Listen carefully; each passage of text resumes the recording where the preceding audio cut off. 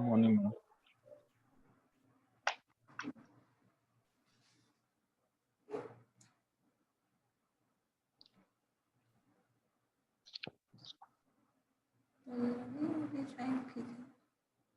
आकाश कुमार आपके क्लास में है कोई?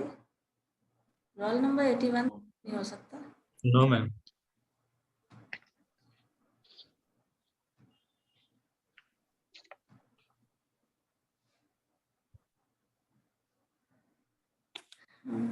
शुरू करें? क्या पढ़ना है आज हम लोगों को?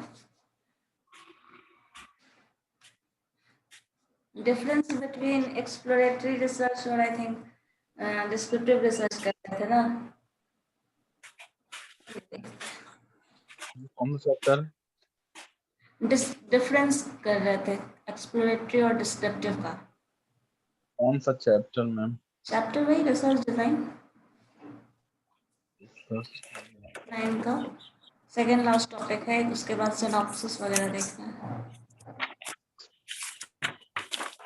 पेज नंबर बता दो।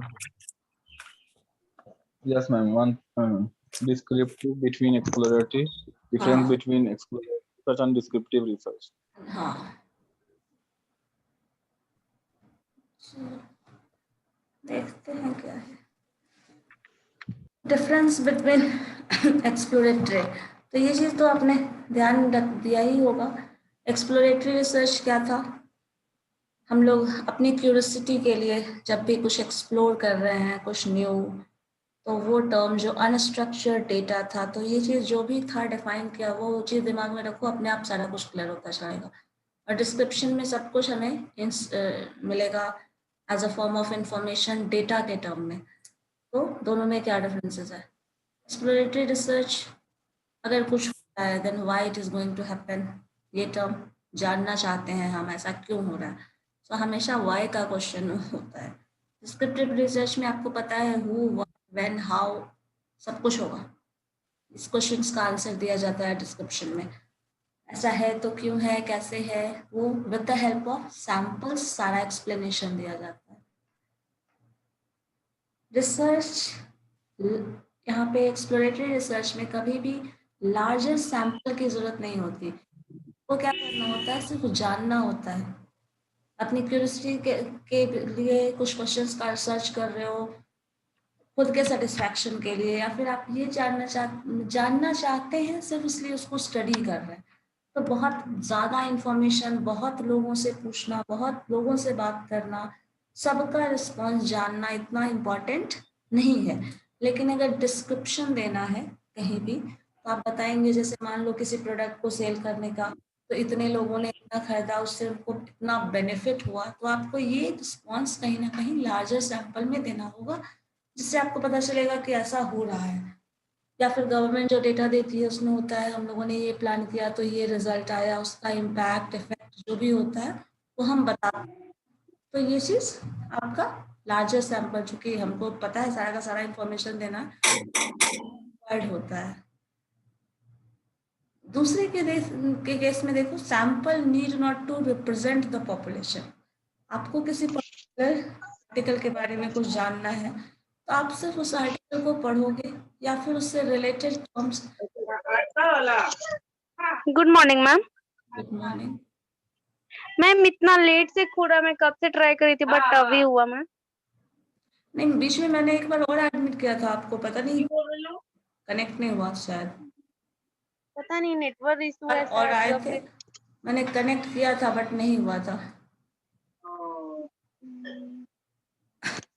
देखो अब इसमें need not to represent population, पूरे पॉपुलेशन का आइडिया। जैसे मान लो आप किसी पर्टिकुलर कंट्री में घूमने गए हैं, तो वहां पे आपको जरूरत नहीं है सारे लोगों से मिलने की, पूरे पॉपुलेशन से। हर टाउन में जाओ, कहाँ कैसे लोग हैं, बहुत ज़्यादा ज़रूरत नहीं है।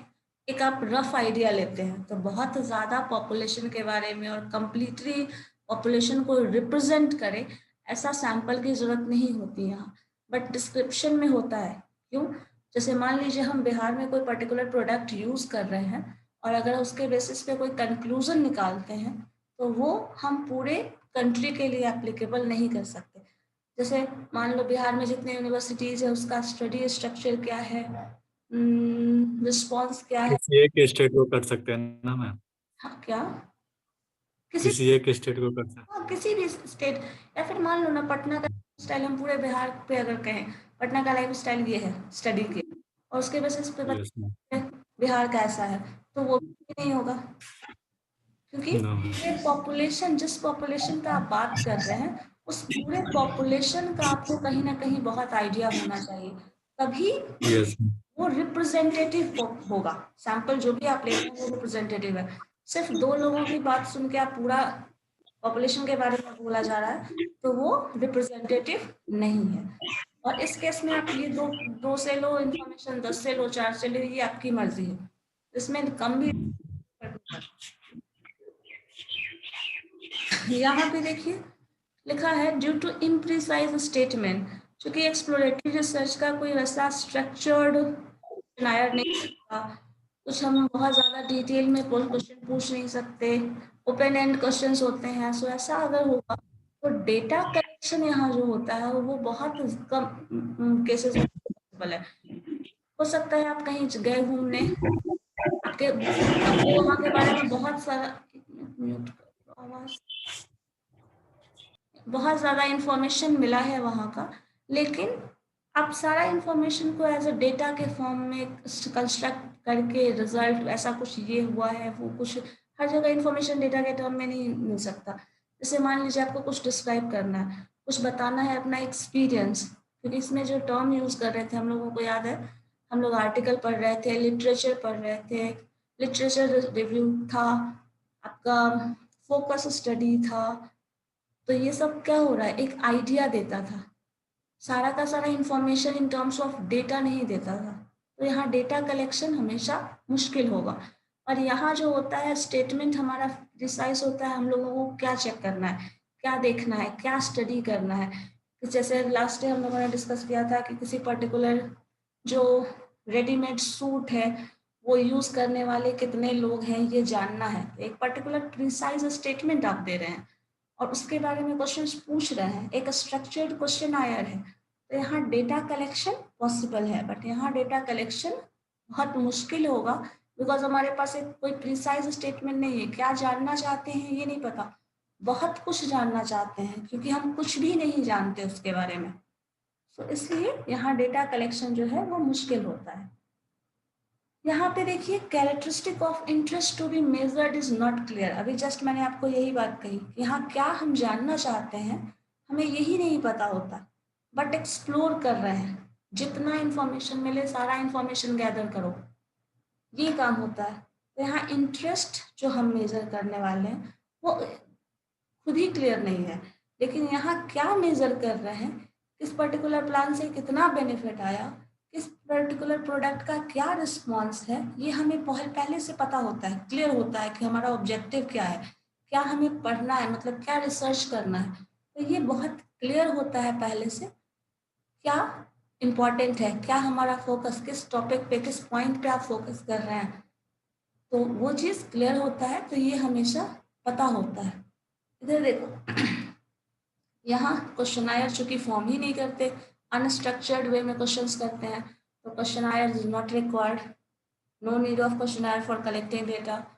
और यहाँ पे क्वेश्चनायर हमेशा पर्टिकुलरली आपको बना के देना होगा। जैसे लास्ट क्लास में हम लोगों ने डिस्कस किया था ना रेडी टू वियर शूट वाले में, तो क्या बोल रहे थे, कितने लोग आप पहनते हो रेडी टू, मतलब रेडीमेड गारमेंट्स यूज़ कर रहे हैं या नहीं, वो अगर कर रहे हैं तो क्यों, क्या ऑप्शन है, यस नो पहले ऑप्शन, अगर नो बोल दिया तो फिर कोई बात ही नहीं है, अगर यस बोल रहे हैं तो क्यों, कहाँ से लेते हैं, ma'am ready to wear garments में तो डेमोग्राफिक सेगमेंटेशन में आता है क्या?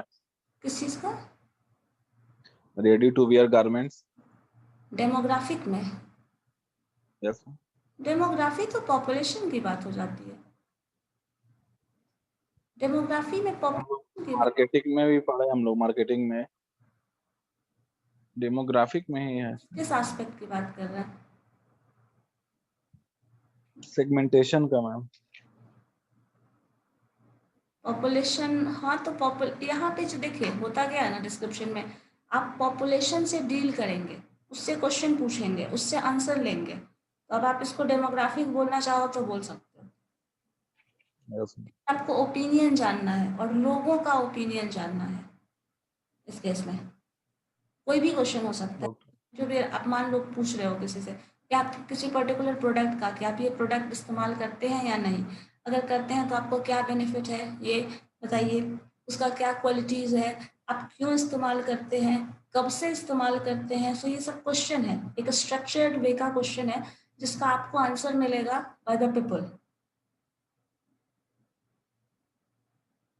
और यहाँ पे एक चीज़ हमेशा ध्यान में रखिएगा, demographic study according to business है या मुझे नहीं पता, बट ये टाइप ऑफ मार्केट सेगमेंटेशन में आता है डेमोग्राफिक सेगमेंटेशन।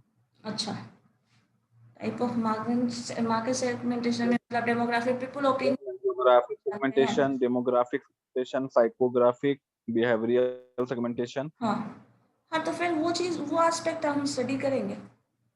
बस मैं डेमोग्राफिक में रेडी टू वेयर गारमेंट्स आता है। हाँ ठीक है, तो लेकिन हाँ वो चीज़, एक चीज़ ये भी ना, जो डेमोग्राफी वर्ड है ना, वो बेसिकली साइंस ऑफ पीपल्स है। अब yes ma'am, religion, gender, age, हाँ इनकम, वो सब को करता हाँ है। हाँ हाँ, वो उसी को रिप्रेजेंट करता है। और उसमें भी डिफरेंट इवेंट्स ऑफ लाइफ, और सिर्फ लाइफ डेथ और उस तरह की बात होती है डेमोग्राफी वाले पोर्शन में। बट हाँ, यहाँ की पॉपुलर ओपिनियन है, और उसका डिपेंड करता है कि उसका इंटरेस्ट क्या होगा, उसका यूज़ कैसे कर रहे हैं, क्या करना है उनका, जो भी है वो तो उस पर बोल सकते हैं कि वो कहीं ना कहीं उस पर डिपेंडेंट है। हम लोग जो भी डेटा, अगर रिसर्च स्टडी करेंगे ना, कहीं भी कुछ भी कर रहे हैं रिसर्च स्टडी, तो हमारा पहला ऑप्शन पीपल कांटेक्ट ही होता है, फर्स्ट स्टेप।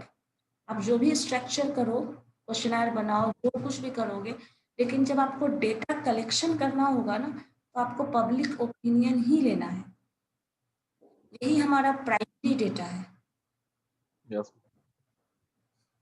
तो जहाँ भी डेटा कलेक्शन वर्ड आ जाए, ये चीज़ हमेशा समझ लीजिए कि आपको बात करनी है लोगों से, लोगों को क्वेश्चनायर देना है, उनसे आंसर पूछना है, उनका ओपिनियन जानना है, और उसके बेसिस पे अपना स्टडी को डिजाइन करना है। हाँ, तो यहाँ क्वेश्चनायर रिक्वायर्ड है, उसके केस में क्वेश्चनायर रिक्वायर्ड नहीं है। उसके बाद डेटा कलेक्शन का मेथड, ये हमने पढ़ा ही था, focus group, literature searching, case study, यहाँ use of panel data, longitudinal या cross sectional study. Data structure, हम लोग डेटा कलेक्शन करेंगे, आइदर लॉन्गिट्यूडनल, जो पास्ट का डेटा मिल जाएगा वो, या फिर जो प्रेजेंट आप डिस्कस कर रहे हैं, ये डेटा कलेक्शन का तरीका है। अब इन सब के बाद, इतना कुछ करने के बाद हम लोग किस स्टेज पे आए हैं, कुछ एक्सप्लोर किया, डेटा कलेक्शन किया, उसके बाद अब हम ये स्टडी पे, अब हम अपने स्टडी को डिजाइन कर रहे हैं। जो स्टडी का डिजाइन है वही आपका सिनॉप्सिस है। तो सिनॉप्सिस क्या है? Synopsis is an abstract form of research which underlines the research procedure followed and is presented before the guide for evaluating its potentiality। ये रिसर्च जो भी हम करने वाले हैं, इतना कुछ करने के बाद, जो हम लोग पहले देखो एक्सप्लोरेटरी रिसर्च किया, एक्सप्लोर किया क्या स्टडी करना है, क्यों है, मार्केट को करना है स्टडी, तो मार्केट में कैसे क्या वर्क करता है, उसके बेसिस में डिफरेंट जर्नल्स पढ़े, किसी particular type of market, focus group की बात करें तो पर्टिकुलर टाइप ऑफ मार्केट जिसमें आपको वर्क करना है, उसके बारे में ज़्यादा फोकस लेके कुछ केस स्टडी करके, जो भी है हम कुछ एक्सप्लोर कर रहे हैं। जब ये एक्सप्लोरेशन कंप्लीट हुआ है, तो लोगों से इंफॉर्मेशन कलेक्ट कर रहे हैं। इंफॉर्मेशन कलेक्शन के बाद हम इस स्टडी पे अब सोच रहे हैं कि हमें फर्दर स्टडी क्या करना है, हम मार्केट के बारे में क्या जानना चाहते हैं, क्यों स्टडी कर रहे हैं। तो ये जब हम इस स्टेज पे पहुंचने वाले हैं, तब हम लोग सिनॉप्सिस तैयार करते हैं। और ये सिनॉप्सिस कैसे प्रिपेयर किया जाता है, ये उसका डिटेल है, तो ये पहले ही क्लियर कर लो। इतना करने के बाद हम सिनॉप्सिस डिजाइन करेंगे, और उस सिनॉप्सिस में होता क्या है कि रिसर्च जो भी हम करने वाले हैं, रिसर्च मीन्स स्टडी, या kind of study, in depth study है रिसर्च। तो रिसर्च को डिजाइन कर रहे हैं कि रिसर्च हम कैसे करने वाले हैं, किस प्रोसेस के थ्रू करने वाले हैं, उसका इम्पोर्टेंस क्या है। तो ये सब चीज़ डिस्क्रिप्शन में हमें देना होगा कि हम, मेरे स्टडी से लोगों को क्या फ़ायदा होगा, उसका क्या पोटेंशियल है, मतलब जो भी क्या फायदा है, कितना इम्पोर्टेंट है और कैसे हम करने वाले हैं, ये प्रिपेयर करना ही सिनॉप्सिस है। और ये जो होता है ना वो स्टडी होता है, आप एक फॉलोइंग प्रोसेस को, ये प्रोसेस करेंगे, यहाँ से डेटा कलेक्शन करने वाले हैं, इसको ऐसे यूज करने वाले हैं बाय दिस मैथमेटिकल मेथड या फिर जो भी पर्टिकुलर मेथड है उस मेथड से डेटा कलेक्शन करेंगे, क्या करेंगे, कैसे करेंगे, उस पूरे प्रोसेस को डिजाइन किया जाता है। अब यही चीज वहां बताया जा रहा है, how to prepare this synopsis. ये सिनॉप्सिस हम कैसे प्रिपेयर करने वाले हैं। सो ये सिनॉप्सिस प्रिपेयर करने के लिए सबसे पहला है प्रॉब्लम को डिफाइन करना। जो भी आप स्टडी करने वाले हो उसका ऑब्जेक्टिव क्या है, क्या जरूरत है, defining the problem of research सबसे पहला स्टेप। और ये ऑब्जेक्टिव जितना क्लियर होगा उतना ही इफेक्टिव आपका रिसर्च स्टडी होगा, उतना ही कुछ भी अनक्लियर होने के चांसेस कम हो जाएंगे। सो रिसर्च ऑब्जेक्टिव बिल्कुल क्लियरली डिफाइंड होना चाहिए और सब कुछ उसी पे डिपेंड करता है। रिसर्च ऑब्जेक्टिव डिफाइन करने के बाद डेफिनेशन दिया, की टर्म्स, क्या क्या टर्म्स आप यूज करने वाले हो, एज अ किस टर्म का इंपॉर्टेंस है, क्या यूज करने वाले हो, ये चीज की टर्म्स आप लोग बेसिकली जो यूज करेंगे। जैसे डेमोग्राफी वर्ड अगर इस्तेमाल किया तो इन टर्म्स ऑफ पीपल की बात करेंगे, इन टर्म्स ऑफ मार्केट की बात करेंगे तो उसका मीनिंग क्या होगा। तो ये मीनिंग क्लियर करके की टर्म्स को अलग से डिफाइन किया जाता है कि हम ये वर्ड इस्तेमाल कर रहे हैं और इसका ये मीनिंग है इस स्टडी के अकॉर्डिंग। तो ये की टर्म्स को डिफाइन करना। जनरल बैकग्राउंड इंफॉर्मेशन, जो भी आपके पास इंफॉर्मेशन है, आप किस बेसिस पे ये रिसर्च ऑब्जेक्टिव फुलफिल करने वाले हैं। सो जो बैकग्राउंड इंफॉर्मेशन आपने कलेक्ट किया है वो क्लियर होना चाहिए। लिमिटेशन ऑफ द स्टडी, ये भी पता होना चाहिए हम स्टडी अगर कर रहे हैं तो हम उसका क्या क्या लिमिटेशन है, क्या पॉसिबिलिटी है, क्या पॉसिबल नहीं है उसका स्टडी करना उस डेटा के through. And order of presentation should be mentioned in brief, ये हमें सबसे पहले डिफाइन करना है। ऑब्जेक्टिव, की टर्म्स जो आप यूज कर रहे हैं उस पूरे स्टडी में उसका क्या मीनिंग है, की टर्म्स वही होता है। जनरल बैकग्राउंड इंफॉर्मेशन, जो भी आप स्टडी कर रहे हैं उसका क्या, वो रिलेवेंट कैसे था, पास्ट में उसका क्या यूज या कैसा, इससे रिलेटेड और क्या क्या स्टडीज हुआ है वो सब।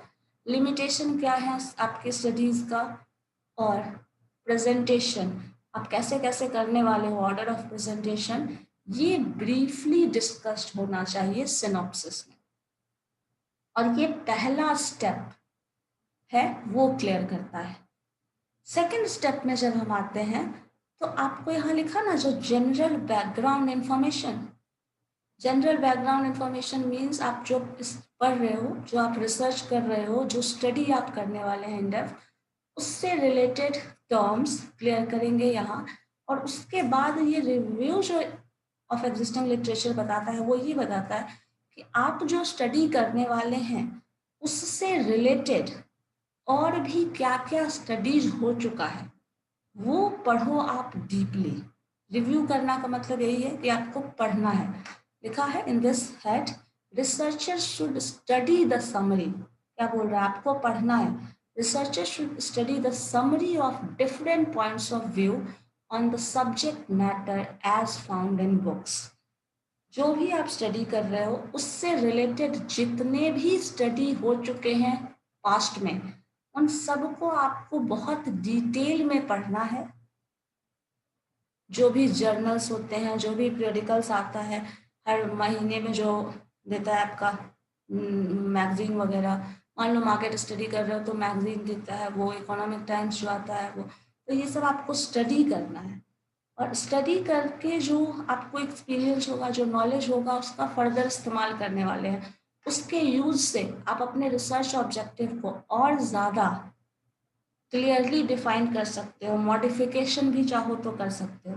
तो ये चीज़ करना है। रिव्यू ऑफ एग्जिस्टिंग लिटरेचर ये बहुत इंपॉर्टेंट होता है रिसर्च में, बिकॉज यही बताता है कि आपको फर्दर अपने स्टडी को कहाँ टर्न कराना है। क्योंकि जो पढ़ चुके हो, जो स्टडी हो चुका है, वो आप नहीं करेंगे दोबारा। जो स्टडी नहीं हुआ है, जो इन सब में मिसिंग रहा होगा, आपको वही स्टडी करना है। आपको ये डिस्क्रिप्शन देना होगा कि इससे रिलेटेड ये बुक्स में ऐसा ऐसा चीज आर्टिकल्स छपा हुआ है और वो ये इंफॉर्मेशन देता है, तो हम इस इंफॉर्मेशन को और ज़्यादा इन्हेंस कर रहे हैं विथ जो भी हमारा स्टडी है उससे। तो ये चीज़ वो बता रहा है। यहाँ पे आपको इसका बुक में कुछ नहीं रखना, बस ये बताना है आपने कौन कौन सा पढ़ा है और उससे आपको क्या बेनिफिट दिखा है, मतलब आपको ये बताना है, रिव्यू में यही करना है। इसका कहीं लिखना नहीं है बहुत ज़्यादा कि ऐसा हो रहा है, ये है वो है, ये कुछ आपका मेथड का प्रोसेस नहीं है। ये सिर्फ आपको प्रिपेयर कर रहा है कि जो स्टडी आप कर रहे हैं ना उससे हेल्प लीजिएगा। ये रिव्यू जो करेंगे आप उससे हेल्प लेंगे कि आपका जो स्टडी हो वो ज़्यादा अच्छा हो, ज़्यादा इफेक्टिव हो, क्योंकि इससे रिलेटेड टर्म्स आपको यहाँ मिल जाएगा। नेक्स्ट स्टेप में ये इंपॉर्टेंट है, प्रॉब्लम के बाद आपका कंसेप्चुअल फ्रेमवर्क एंड मेथोडोलॉजी। जो रिसर्च ऑब्जेक्टिव आपने डिजाइन किया है, जो आपका स्टडी है, उस स्टडी को कैसे करने वाले हो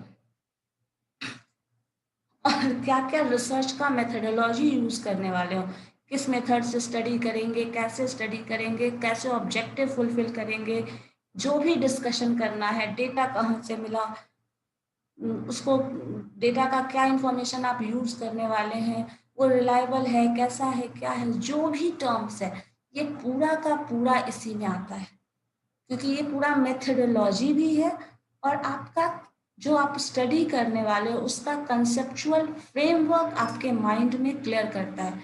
और माइंड टू पेपर में कहिए, माइंड की बात सिर्फ रही है, पेपर में वो क्लियर करेगा कि आप कैसे करने वाले हो। डिजाइनिंग इसी को बोल सकते हैं। देखो लिखा है, और इसमें पहला स्टेप जो है, under this head researcher should first make a statement of the hypothesis. जो भी ऑब्जेक्टिव है आपके स्टडी का उसके रिगार्डिंग स्टेटमेंट देना ही हाइपोथेसिस है। जैसे मैंने एक एग्जांपल भी दिया था, मान लो हम इम्पैक्ट पढ़ना चाहते हैं, impact of age and forgetfulness का, एज के साथ लोगों की भूलने की जो क्षमता है या फिर याद रखने की, वो उसका क्या इम्पैक्ट है हमारी सोसाइटी पे, हमारे जनरेशन में। तो ये चीज़ जब हम स्टडी करना चाहें तो हम उसे हाइपोथेसिस में कन्वर्ट कर दें। तो मान लो अगर हाइपोथेसिस हमारा हो गया एजिंग में कॉजेज फॉरगेटफुलनेस, एजिंग में नॉट कॉजेज फॉरगेटफुलनेस, तो ये हाइपोथेसिस सेट करना हमारा पहला स्टेप होगा। कंसेप्चुअल फ्रेमवर्क या फिर मेथोडोलॉजी जो बोल रहे हैं उसमें। उसके बाद discussion on research methodology used. जब आप हाइपोथेसिस सेटअप कर लेंगे उसके बाद आप उस हाइपोथेसिस को कैसे क्रॉस वेरीफाई करने वाले हैं, किस मेथड से क्रॉस वेरीफाई करने वाले हैं, कौन कौन सा तरीका इस्तेमाल करने वाले हैं। तो ये मेथोडोलॉजी वही बताएगा कि आप कैसे इस टारगेट को, जो भी आपको स्टडी करना है, वो कैसे करेंगे। तो ये कैसे करने वाला काम जो है वो डिस्कशन पे बेस्ड है। और pointing the relationship between the hypothesis and objective. Obvious सी बात है, आप जो हाइपोथेसिस सेटअप कर रहे हो वो हाइपोथेसिस वही होना चाहिए जो रिसर्च ऑब्जेक्टिव है आपका, क्योंकि पढ़ना तो इसी को है, अल्टीमेटली आपको ऑब्जेक्टिव ही फुलफिल करना है और वो ऑब्जेक्टिव ये हाइपोथेसिस फुलफिल करने में हेल्प करेगा। उसके बाद दूसरा है आपको कैसे स्टडी करोगे, ये डिस्क्रिप्शन दोगे। वो करने के बाद आपको डेटा कहाँ से मिलेगा, sources and means of obtaining data, ये आपको इम्पोर्टेंट स्टेप होगा। अब डेटा कलेक्शन कैसे करेंगे, आप चाहें तो लोगों का ओपिनियन ले लें, जितने भी लोग आपको दिखते हैं जहाँ से लेना है, जो भी पर्टिकुलर एरिया होगा, वो कलेक्शन का तरीका भी एक होता है, वो हम लोग आगे पढ़ने वाले हैं। लोगों का ओपिनियन कैसे लेना है ये भी पढ़ने वाले हैं, बट वो आगे पढ़ने वाले हैं। या फिर हॉस्पिटल रिकॉर्ड से बहुत लोगों को किस एज में, हमारे पास डॉक्टर्स के पास होगा ऐसा डेटा, किस एज में कैसा मिला है। बहुत लोगों को भूलने की बीमारी है तो उसका डेटा हम हॉस्पिटल से ले सकते हैं। नॉर्मल डिस्कशन, तो ये आपको बताना है कि आप डेटा कहाँ से ले रहे हैं, सोर्सेज ऑफ डेटा, और उससे पता चलेगा कि आपके डेटा की रिलायबिलिटी क्या है। जैसे मान लो अगर ये तो हॉस्पिटल वाला केस है, ये दूसरे केस में मान लो बर्थ रजिस्ट्रेशन से आप जान सकते हैं कि टोटल नंबर ऑफ बर्थ क्या है। आपको जानना है कि इस पर्टिकुलर ईयर में या फिर पर्टिकुलर पीरियड में क्या बर्थ हुआ है, तो बर्थ रजिस्ट्रेशन से जान सकते हो। या फिर आप पूरे इंडिया में घूमिए, इस डेट का, इस पर्टिकुलर मंथ का जितने लोगों का बर्थ हुआ है वो डेटा कलेक्शन करिए। तो आप जो रजिस्ट्रेशन मेथड से डेटा लेंगे वो डेटा सेकेंडरी डेटा होता है, और आप जो घूम कर ले रहे हैं, कलेक्शन कर रहे हैं खुद से, वो प्राइमरी डेटा होता है। तो कभी भी प्राइमरी डेटा को सुपीरियर माना जाता है as compare to secondary data. जैसे मान लो गवर्नमेंट प्लान में गवर्नमेंट के पास रिकॉर्ड है कितने लोगों ने बैंक अकाउंट खोलाया है, कितने लोगों को उज्ज्वला योजना से बेनिफिट मिला है। तो ये सब जो है वो क्या है, डेटा का एक लिस्ट मिला रहेगा आपके पास। तो वो सेकेंडरी, मैम सेकेंडरी डेटा पे एक्सप्लेन कर दें थोड़ा सा। हाँ वही बता रहे हैं। सेकेंडरी डेटा जो होगा ना, जैसे नेट से मिल गया, हॉस्पिटल रिकॉर्ड से मिल गया, गवर्नमेंट ऑफिस से मिल रहा है, तो ये सारा डेटा जो आपको लिखा हुआ मिल जाए, जो आपने डायरेक्टली पीपल ओपिनियन के थ्रू नहीं लिया है, वो डेटा सेकेंडरी है। जैसे कॉलेज में तो मैम अपने से भी तो यानी कि डेटा कलेक्ट कर लूँ कहीं से नेट के थ्रू, तो वो नेट सेकेंडरी के थ्रू, डेटा हो हाँ गया। नेट के थ्रू कलेक्ट किया, दैट इज सेकेंडरी डेटा। आप नेट से लो, गवर्नमेंट से मांग के ही ले लो। जब आप एक एप्लीकेशन लिखो, हम ऐसा स्टडी कर रहे हैं, हमको सारा डेटा चाहिए। जैसे मान लो कोरोना का जो इफेक्ट आया है, हमको उसी पे स्टडी करना है, गवर्नमेंट को एक लेटर दीजिए, मुझे चाहिए, इससे रिलेटेड हम स्टडी करना चाहते हैं। तो आपका डिफरेंट हॉस्पिटल में, अलग अलग हॉस्पिटल से लो, या एक जगह मिनिस्ट्री से ही मांग लीजिए। तो आप डेटा क्या कर रहे हैं, वो मिलना इतना आसान नहीं है, बट मान लें कि नहीं देगा। हाँ, तो अगर हमें मिल जाता है वो डेटा, तो वो डेटा जो मिलेगा ना, जैसे भी मिले, वो अगर रिटन डेटा लिस्ट मिल रहा है आपको, दैट इज सेकेंडरी डेटा। और आप खुद ही जाके हॉस्पिटल में 50 लोगों से हर घर में जाके पूछ रहे हो, वो डेटा प्राइमरी डेटा है, और सबसे ज़्यादा रिलायबल उसी डेटा को माना जाता है। तो किसी भी स्टडी में प्राइमरी डेटा का जो इम्पोर्टेंस है वो बहुत ज़्यादा है as compare to secondary data.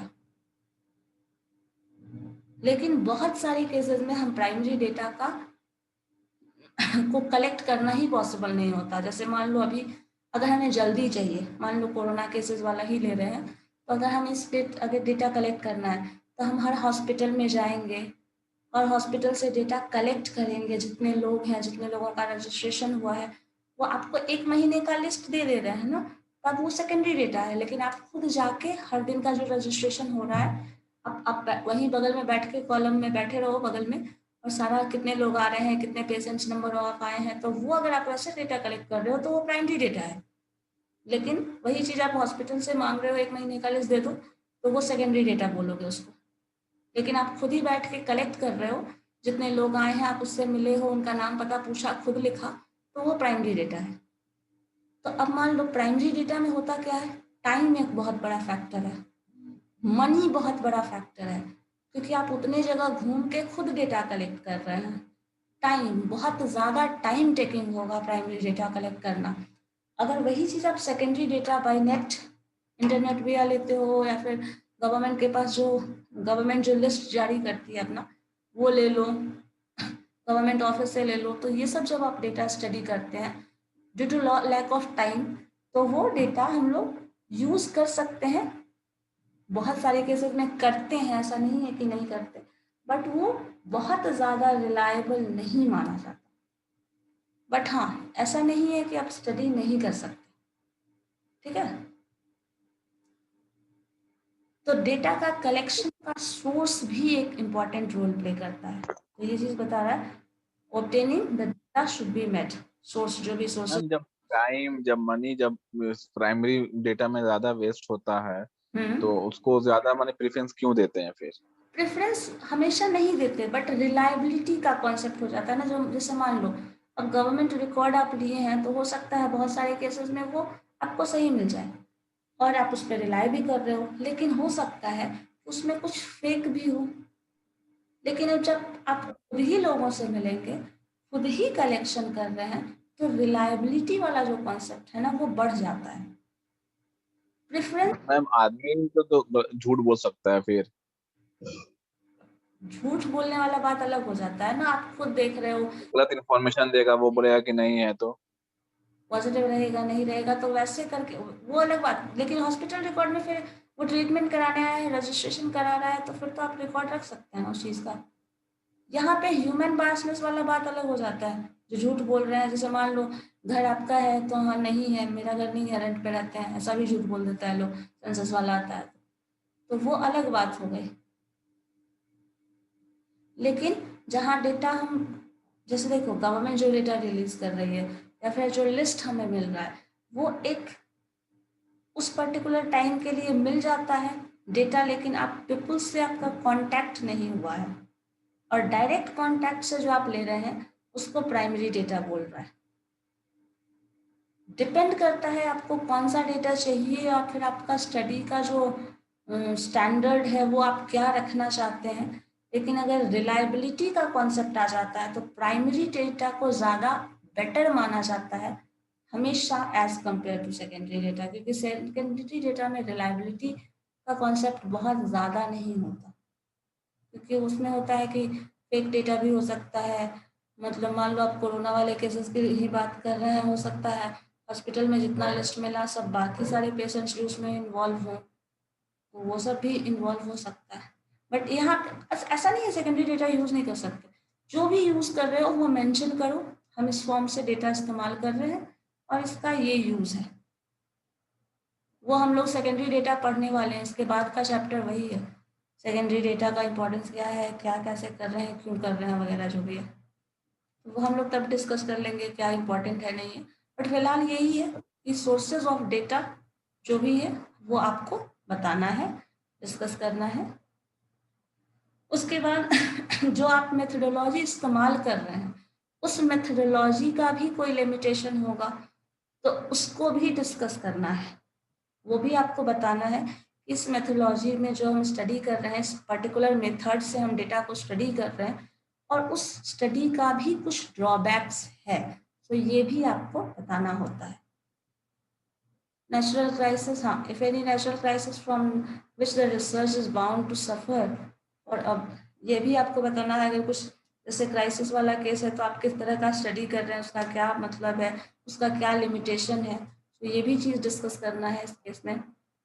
Analysis of data, इसके बाद जो डेटा आपने कलेक्ट कर लिया उसका फर्दर एनालिसिस, और यही जो रिसर्च है ये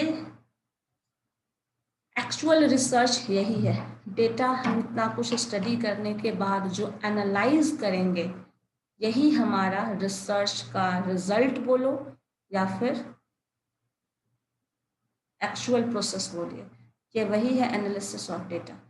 जो आपने हाइपोथेसिस सेट किया था वो ट्रू है फॉल्स है, उससे हम क्या कंक्लूजन पर पहुंचे, इतना लंबा चौड़ा जो जर्नी तय किया है उसका क्या कंक्लूजन आया। सो यहाँ पे यही सबसे इम्पॉर्टेंट, एनालाइजिंग कैपेसिटी की बात करें तो यही सबसे इम्पॉर्टेंट इंफॉर्मेशन प्रोवाइड करने वाला है।